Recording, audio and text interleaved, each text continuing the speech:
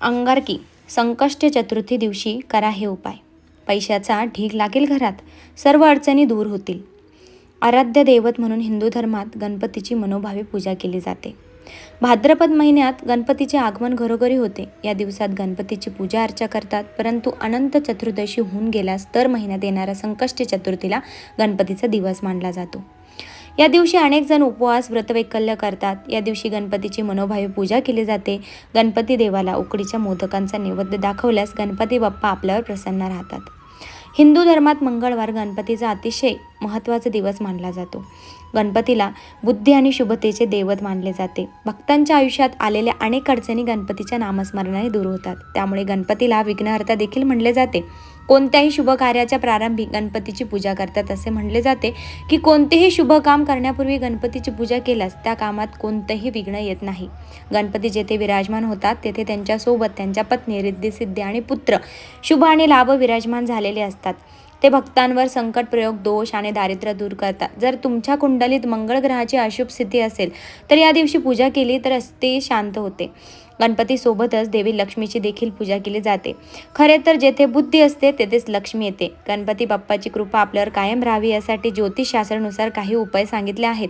या उपायांना केल्यास जीवनातील सर्व अडचणी दूर होतील. चला तर जाणून घेऊया गणपती बाप्पाला प्रसन्न करण्याचे काही उपाय. मंगळवारी किंवा संकष्टीच्या दिवशी गणपती अथर्व शीर्ष म्हणल्यास गणपती बाप्पा आपल्यावर प्रसन्न होतो. मंगळवारी सकाळी किंवा संकष्टीच्या दिवशी सकाळी लवकर उठून स्नान झाल्यावर अथर्व शीर्ष वाचावे. असे केल्यास आपल्या जीवनातील सर्व कष्ट दूर होतील. कारण गणपतीला अथर्वशीर्ष खूप प्रिय आहे. अथर्वशीर्ष यामुळे आपल्या मनाला मानसिक शांती मिळते. जर तुमच्या आयुष्यात कोणत्याही अडचणी असतील तर अथर्वशीर्षाचा पाठ जरूर वाचावा. मंगळवारी किंवा संकष्टीच्या दिवशी 1.25 किलो मूग डाळ उकडून त्यात तूप आणि साखर घालून गायीला खायला द्यावे. असे केल्यास कर्ज संबंधित त्रास दूर होतील. लक्षात ठेवा, हा उपाय सातत्याने करा. हा उपाय जोपर्यंत तुमचे कर्ज फिटत नाही तोपर्यंत करावा. गणपतीला दुर्वा आणि मोदक भरपूर प्रिय असतात. त्यामुळे दुर्वा आणि मोदक बुंदीचे लाडू गणपती बाप्पाला प्रसाद म्हणून अर्पण करावा. दुर्वा अमृता समान गुणकारी असतात.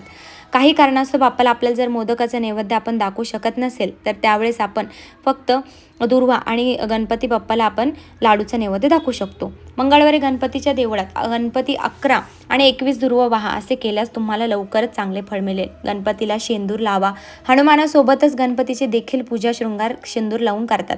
त्यामुळे आपल्या अडचणींवर दूर होतात.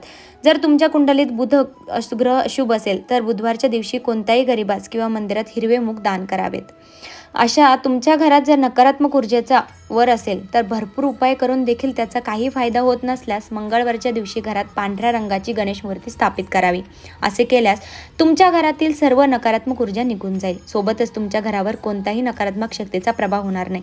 जर तुम्हाला पैशासंबंधी कोणत्याही अडचणी असेल आणि भरपूर मेहनत घेऊन देखील तुम्हाला धनलाभ होत नसेल तर गणपतीची विधिवत पूजा करा आणि त्यास गुळ आणि तुपाचा नैवेद्य दाखवा.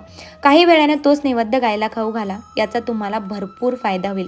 अशा प्रकारे मी तुम्हाला एक छोटीशी माहिती सांगण्याचा प्रयत्न केलाय. तर तुम्हाला व्हिडिओ आवडला असेल तर नक्की लाईक करा, शेअर करा, सबस्क्राईब करा, बेल आयकॉन दाबा. म्हणजे मी जे व्हिडिओज टाकते तुम्हाला ते बघायला मिळतील. आणि व्हिडिओ पूर्ण बघितल्याबद्दल तुमचे खूप खूप धन्यवाद. श्री स्वामी समर्थ.